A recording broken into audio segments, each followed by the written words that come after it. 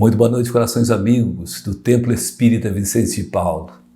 É sempre uma alegria nós tornarmos uma vez mais a estudarmos o Evangelho do Amor, o Evangelho da Redenção, o Evangelho de Nosso Senhor Jesus Cristo, que traz valores sagrados a transformar algumas atitudes, alguns pensamentos, algumas propostas menos felizes e instalar definitivamente aquele clima de paz e o reino de Deus, que é para aqueles que buscam viver efetivamente Jesus. Meu amigo internauta, caminhe e siga conosco nesses próximos minutos que passam. Será uma alegria a gente estar banhado pelo doce clima do Cristo nesses minutos que se seguem.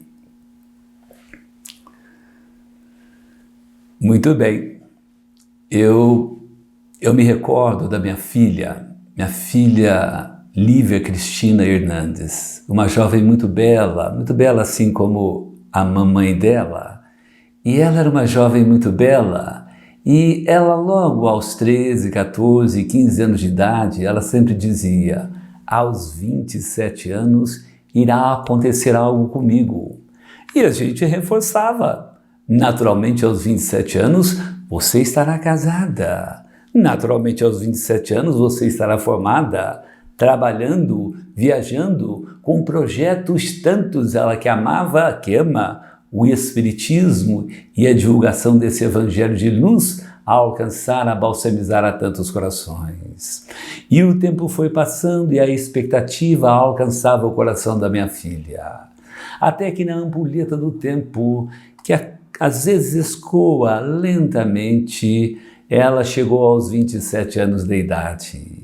E quando chega aos 27 anos de idade, surge o que ela não esperava, o que ela não imaginava.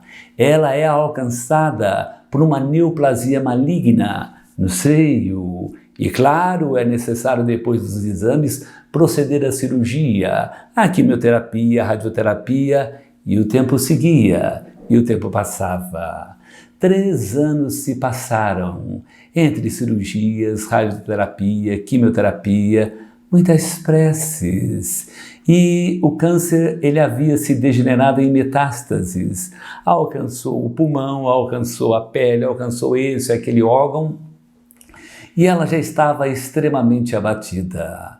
Ela necessitava daquele tempo para se manter de pé do oxigênio. O pulmão já não atendia mais como antes. E é preciso dizer que a minha filha era portadora de uma sensibilidade psíquica à mediunidade. E sobretudo naquele tempo em que a doença avançava um tanto mais, ela se tornava cada vez mais livre. A percepção do mundo espiritual era mais intensa. E eu me recordo de um domingo que nós estávamos no Recanto Maria de Nazaré, e ela lá estava. Na quinta-feira, ela partiria de retorno à pátria espiritual.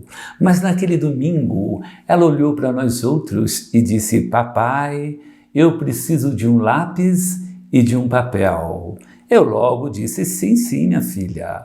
Eu vou providenciar o lápis e vou providenciar o papel. Fui até ali o armário, peguei o lápis, peguei o papel, a caneta e ofereci à minha filha. E minha filha começou a desenhar, começou a escrever. Eu a deixei ali naquele trabalho que estava realizando. Até que depois de algum tempo ela disse: papai, aproxima-te um pouco mais. Eu me aproximei, ela me apresentou um papel sulfite com um desenho. Era o desenho de uma árvore muito bela, muito encantadora, segundo ela, e o desenho também refletia essa verdade, essa realidade. O fato é que depois de me mostrar, ela começou a narrar o episódio que havia alcançado o teu coração na noite anterior.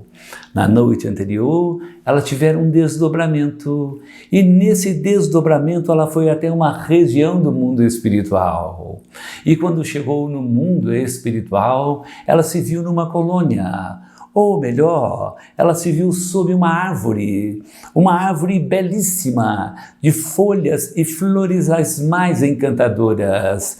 O jardim era bonito, mas ela se encantara com aquela árvore e ficara ali a contemplar aquela árvore por algum tempo, até que em determinado instante aproximara-se dela um senhor nimbado de luz, certamente um mentor do seu coração. E minha filha, depois dos cumprimentos junto a esse senhor, já foi logo dizendo: mas que árvore belíssima é essa que eu estou sob ela. E aquele mentor, sereno e tranquilo, disse: pois muito bem, esta árvore é de alguém que está na Terra, está no regime da reencarnação, está encarnado. Minha filha ficou encantada com aquilo, ficou perplexa, não sabia que alguém da Terra poderia ter algo no mundo espiritual.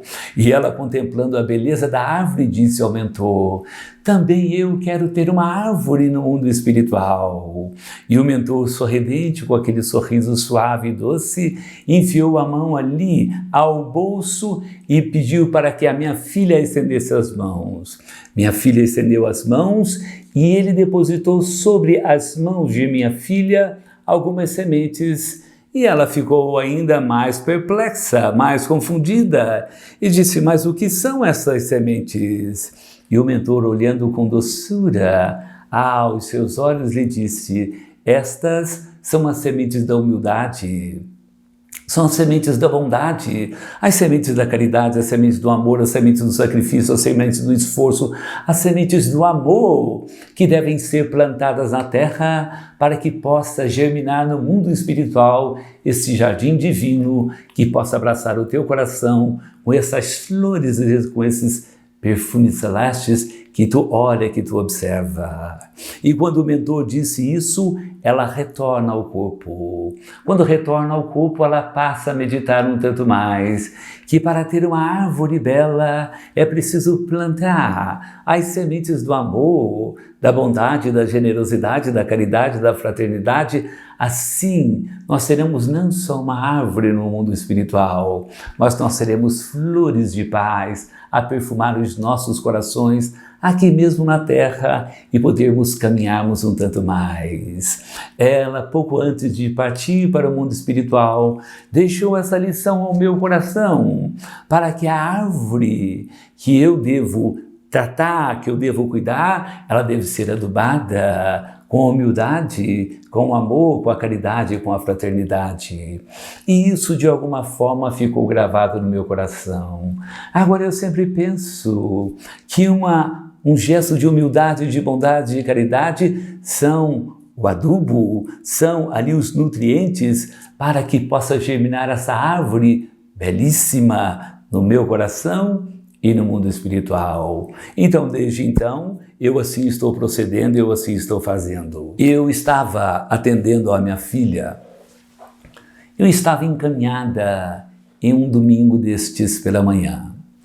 E nessa caminhada, nestes domingos, nós costumamos ir ao encontro da dor, ir ao encontro do sofrimento, do padecimento, para levar o lenitivo, o alívio, um recurso singelo em que possa minimizar, aliviar as dores de tantos.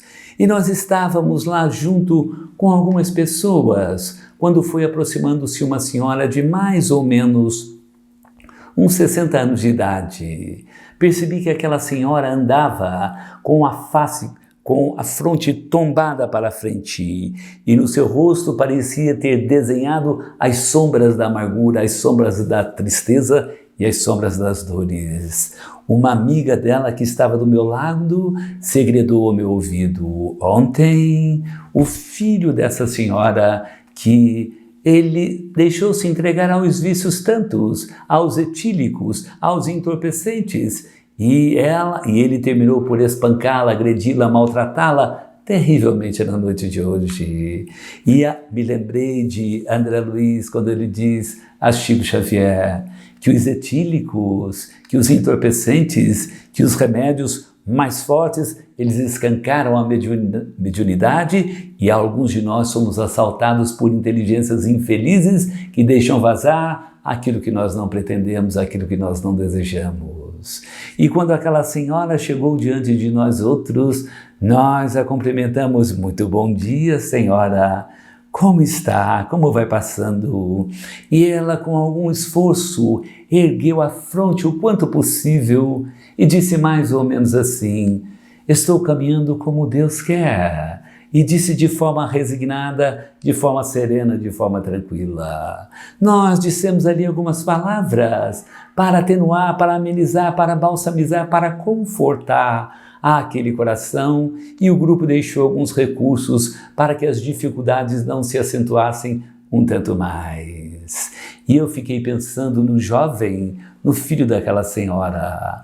É muito possível e até provável que quando ele está com os amigos, quando ele está na escola, quando ele está no trabalho, ele se vista com o agasalho ali dos gestos estudados, da palavra doce, da palavra amiga, e acaba despertando em outros corações que olha e diz: mas que coração angélico, mas que menino nobre, mas que personalidade altiva, que caráter bem definido. Na verdade, aquele jovem, ele se vestiu e se agasalhou com a túnica dourada, mas guarda o coração castigado por sombras tantas.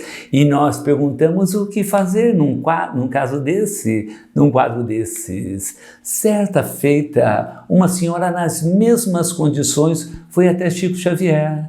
Ela padecia amargamente, terrivelmente com o filho. O filho a massacrava ali com brigas, com ofensas, com xingamentos e até com agressões físicas ela sofria. O filho era rebelde, o filho não desejava nada de bom, o filho apenas endereçava aquelas expressões que a vida daquela senhora tornou-se uma vida de amargura, uma vida de dor, uma vida de sofrimento, uma vida de tristezas tantas. E ela, diante de Chico Xavier, perguntou: Chico, eu não sei mais o que faço. Não suporto mais meu filho, não aguento mais sofrer. Ali, o tanto que ele me alcança, que ele me agride, que ele me perturba, que ele me deixa triste, eu já não sei mais o que faço. E Chico, com a doçura que lhe era particular, que lhe era peculiar, olhando nos olhos daquela senhora, disse: então, devolva-o para Deus. Aquela senhora, ela se assustou. Mas como devolver para Deus? E imediatamente pensou ela e aqueles que estavam ali ao entorno: será que Chico Xavier deseja que o menino volte, retorne à pátria espiritual? De maneira alguma. Chico Xavier desejava que ele fosse entregue à vida. E a vida é uma mestra notável. E a vida é inexorável e implacável com os nossos erros, com as nossas atitudes infelizes. Elas vão de alguma forma reverberar. Aquele coração de sombras daquele menino que agredia a sua mamãe, que deixou-se entregar pelos etílicos, pelos alcoólicos, pelos entorpecentes, que ofendia a mamãe aqui, o papai ali, esse, aquele outro. Aquele quadro, ele vai reverberar, ele vai reagir, ele vai repercutir de forma inexorável ali junto àquele jovem. A vida vai cobrar aquela atitude. É a lei das consequências, é a lei dos reflexos, é a lei de ação e de reação. Ele vai ser alcançado pelas ações infelizes que muito fez sofrer aquela mamãe, que trabalhava de forma sacrificial para ofertar e oferecer tudo de que ele necessitava, tudo de que ele precisava, tudo de que ele tinha ali a expectativa de ter à sua frente. E aquela mamãe, um tanto triste, tomou ali aqueles recursos e, cabisbaixo, tornou ali a sua casinha. E nós ficamos contemplando aquela senhora que trazia dor no coração e pensamos naquele filho, naquele jovem. Ele terá que exercitar um esforço para transformar o teu coração. E não raro o esforço para transformar o coração, nesses casos ele é solitário. Ele é solitário da mesma forma que a semente que nós lançamos ao solo para termos ali as árvores frondosas, as árvores a dar as flores, os frutos de que nós tanto precisamos.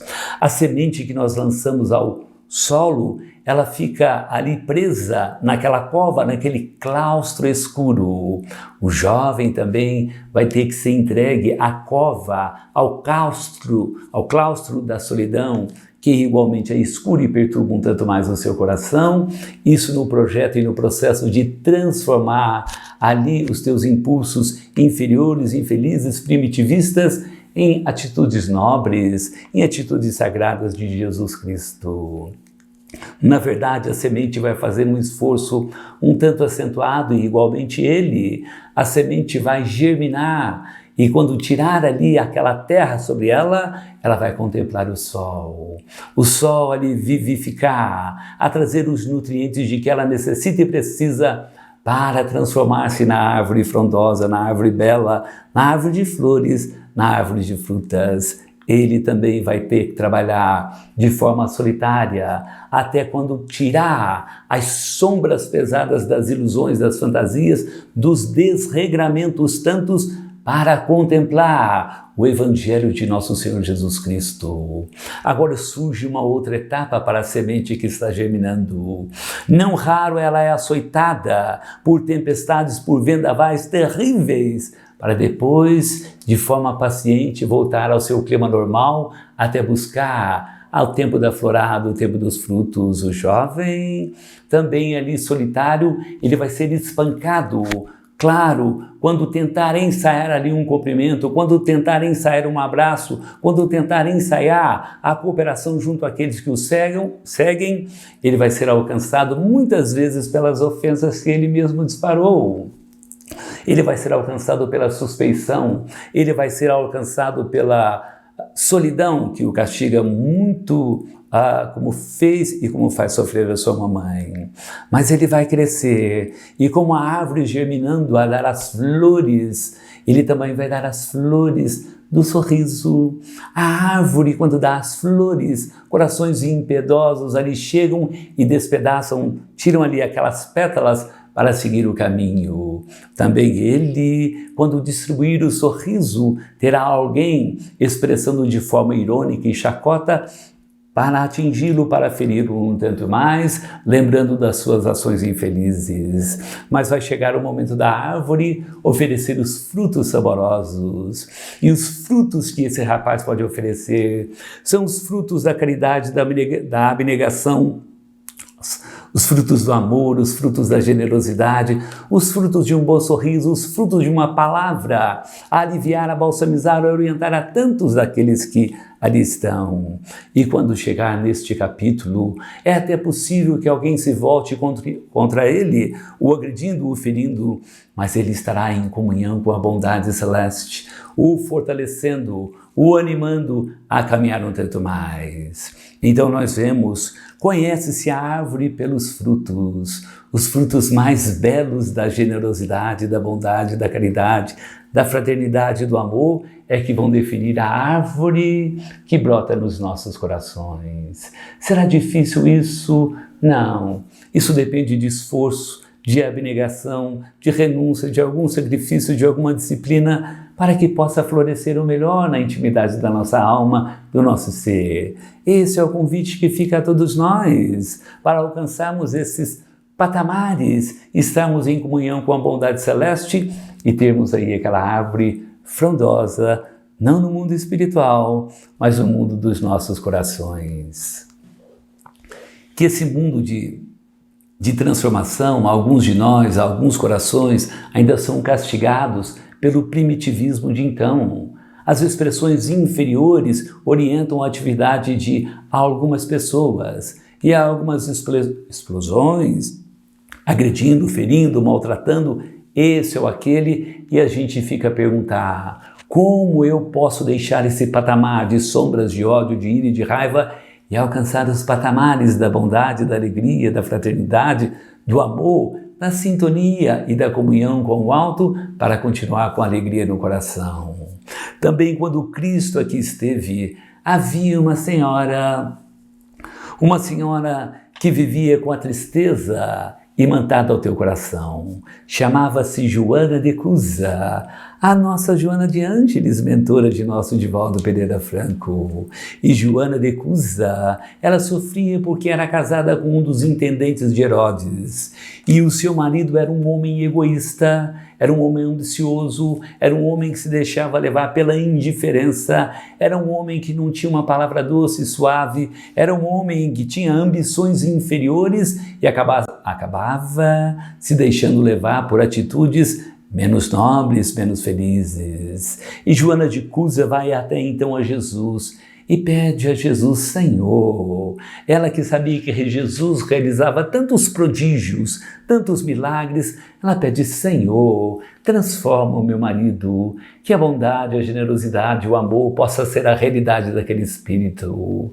E Jesus, naquela forma iluminada do teu coração, começa a falar com Joana de Cusa. Na verdade, o Evangelho do Alto, na verdade, Deus busca as oportunidades para transformar os corações, deixar aqueles campos inferiores, aqueles campos do primitivismo, para, no esforço, no sacrifício, alcançar os patamares da compreensão maior de Deus e tentar vergar, tentar guardar no coração esses nobres valores do amor, do perdão, da caridade e da fraternidade. E Joana de Cusa então pergunta: mas o que eu devo fazer quando o meu marido me agredir? O que eu devo fazer quando ele explodir em ofensas? O que eu devo fazer quando ele alcançar o meu coração, deixando no clima da tristeza, no clima da depressão, no clima do sofrimento? E Jesus, voltando-se para ela, lhe diz: recolha no teu quarto em secreto.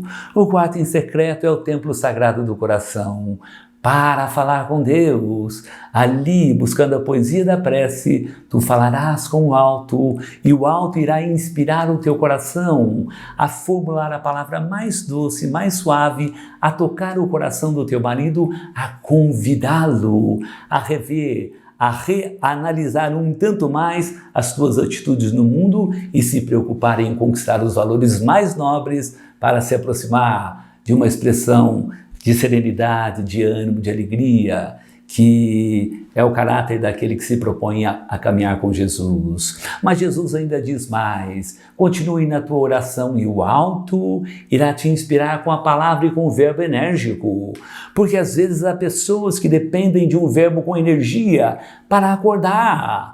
Há ali entorpecidas que estão castigadas pela ilusão, pelo sono das fantasias do mundo. Então é preciso de um verbo enérgico para dizer àquele companheiro que ali está que há outros caminhos a serem percorridos. Assim e só assim nós estaremos lançando sementes a germinar no coração daqueles que nós muito amamos, para que eles também possam estar em comunhão com a bondade celeste, com a bondade de Deus, com a bondade do alto.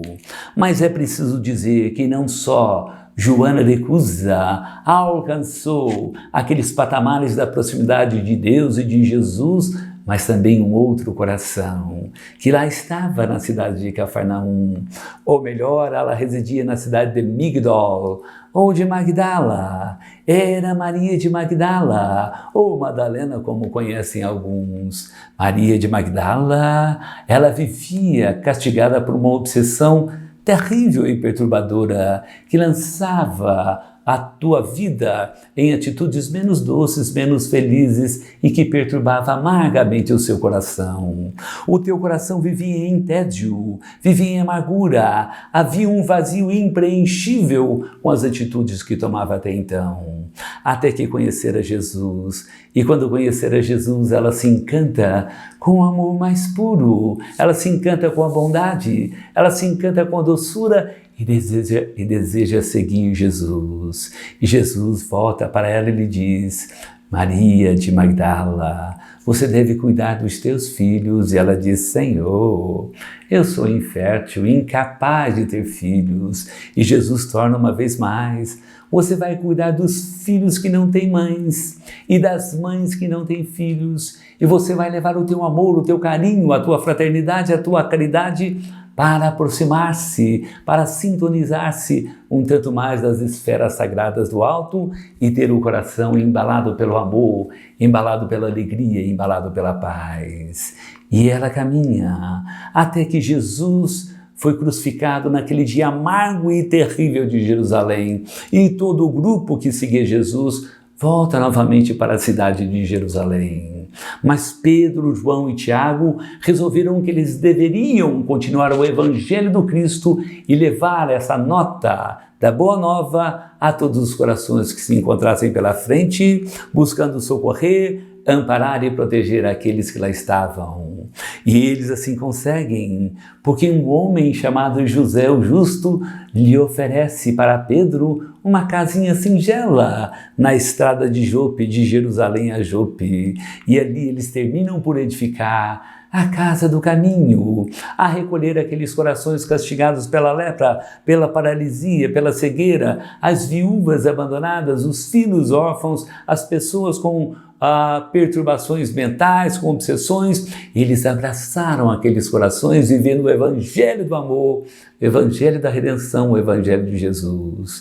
E em Cafarnaum, Maria de Magdala volta-se encantada com esse clima e diz para Pedro: deixa-me ir contigo para Jerusalém, para levar o evangelho de nosso Senhor Jesus Cristo a tantos corações. E Pedro a olha de uma forma diferente, enxerga de uma forma inferior e diz: mas você é mulher e tem todo um passado de enganos e de equívocos, então tu não podes ir. E Pedro vira as costas e caminha para Jerusalém. E isto doeu amargamente, terrivelmente no coração daquela jovem que lá estava. Ela ficou ali naquela praia de Cafarnaum durante todo um longo tempo, até que em determinado momento ela percebeu que vinha na sua direção um grupo de leprosos de uma cidade distante. Eles vinham em busca de Jesus. Certamente Jesus era a esperança maior. Jesus certamente os curaria, aliviaria, tiraria a lepra e devolveria a vida, os sonhos e os projetos para continuar um tanto mais. E quando eles chegam à praia, lá está Maria de Magdala. E eles perguntam: nós viemos ao encontro de Jesus. E ela revela que Jesus fora crucificado há 1 ano. E a desesperança alcança aqueles corações leprosos e eles tombam em lágrimas de dores amargas ali nas praias de Cafarnaum. Aquilo toma o coração de compaixão, aquilo torna o coração de Maria de Magdala em dores tantas, e ela passa a acalentar aquele grupo, passa a socorrer aqueles corações que lá estão, passa a noite inteira a falar de Jesus, a falar do reino de amor, do reino de paz, a falar dos prodígios, dos milagres do Cristo e das esperanças da outra vida. Aquele grupo se encanta até que surge uma escolta militar ali daquela cidade e diz: vocês são leprosos e os leprosos aqui não podem ficar, os leprosos aqui não podem estar, vocês devem ir para o Vale dos Imundos, para o Vale dos Leprosos em Jerusalém. E eles, vencidos por aquela determinação, eles dão adeus a Maria de Magdala. Mas quando vão desaparecendo logo à frente, ela se toca e se lembra de Jesus, de cuidar daqueles corações castigados pela dor, pelo sofrimento. Eis ali os filhos do teu coração. E ela grita: aguardem, amigos, que caminharei contigo. E ela segue para o Vale dos Imundos, para o Vale dos Leprosos. Agora no Vale dos Leprosos, toda a tarde, ela subia no aclive do monte e cantava a poesia do Cristo, a poesia da prece, e falava do evangelho do amor, do evangelho da redenção, e falava dos planos iluminados da vida, para onde aqueles que vivem o evangelho do amor, para lá vão se dirigir. E de uma forma ou de outra ela consolava e confortava aqueles que lá estavam até o dia em que, tocando uma parte do peito, ela sente uma insensibilidade.